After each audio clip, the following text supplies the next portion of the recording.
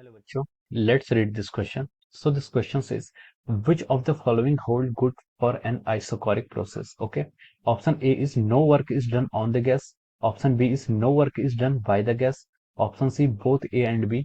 And option D is none of this. Okay, तो चलिए बच्चों अब हम इस क्वेश्चन को स्टार्ट करते हैं।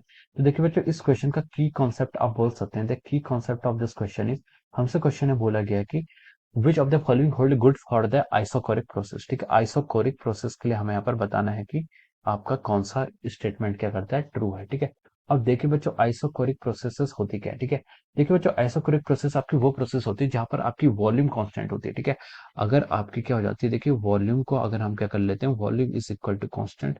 अगर आपका वॉल्यूम क्या है, कांस्टेंट है, तो such types of process is called our isochoric process. ठीक है, ये प्रोसेस क्या कहलाती है, आपकी आइसोकोरिक प्रोसेस कहलाती है। ठीक है, अब देखिए आइसोकोरिक प्रोसेस में क्या होता है। देखिए आप फर्स्ट लॉ ऑफ थर्मोडायनेमिक्स आपको पता है कि D Q is equal to कितना होता है आपका, D U plus D W.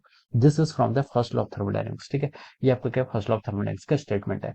अब देखिए, जो आप हीट एनर्जी देते हैं वो कुछ एनर्जी इंटरनल एनर्जी को इंक्रीज करने में जाती है और कुछ एनर्जी आपकी क्या जाती है, वर्क डन में चले जाती है। ठीक है, तो अगर हम आइडियल गैसेस के लिए मानते हैं, अगर we are talking about the ideal gases में क्या होता है, आपका डी डब्ल्यू को हम कैसे डिफाइन करते हैं, आपका D W define integration PDV. ठीक है, इसका डी डब्ल्यू का इंटीग्रेशन क्या हो सकता है, पीडीवी के इंटीग्रेशन के इक्वल होता है। ठीक है, अब देखें यहाँ पर आपका क्या होता है, वॉल्यूम तो कांस्टेंट है, इन केस ऑफ और आइसोकोरिक प्रोसेस वॉल्यूम कांस्टेंट है। ठीक है, तो हम लिख सकते हैं आपका डी डब्ल्यू कितना आएगा, जीरो हो जाएगा। ठीक है, तो वर्क डन कितना आ जाता है, जीरो हो जाता है। ठीक है, अब ये इस बात पर डिपेंड नहीं करता है कि work done on the system है या फिर बाय द सिस्टम है। ठीक है, ये वर्क डन ही आपका जीरो आ गया। ठीक है, ऑन द सिस्टम और बाय द सिस्टम सिर्फ ये डिफाइन करता है कि आपका वर्क डन पॉजिटिव आएगा, नेगेटिव आएगा। अगर work done by the system है तो पॉजिटिव आता है, अगर work done on the system होता है फिर क्या आता है, आपका नेगेटिव आता है। ठीक है, जैसे आपका जो रेफ्रिजरेटर होते हैं या फिर आपके घर पे जो एसी चलते हैं, ठीक है, वो आपके work done on the system के एग्जांपल होते हैं। ठीक है, और जैसे आप बाहर से जहां पर हीट सप्लाई करते हैं तो वो आपके क्या जाते हैं, work done by the system के केसेस में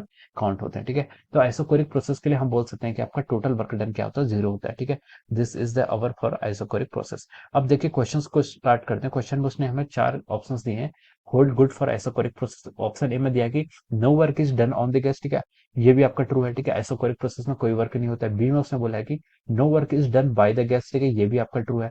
ऑप्शन सी में उसने बोला कि both A and B, and D में बोला कि नन ऑफ दिस। ठीक है, तो नन ऑफ दिस तो आपका करेक्ट हो नहीं सकता, तो जो इसका यूनिवर्सल आंसर होगा, ए और बी दोनों करेक्ट है, तो हम लिख सकते हैं कि ऑप्शन सी क्या होगा, इसके करस्पॉन्डिंग आपका राइट आंसर होगा। ठीक है, so we can write down that option C is the correct answer. Okay, option C is correct answer of this question. So this is the answer of this question. ठीक है, option C. So I hope you all understood this concept. All the best and thank you so much.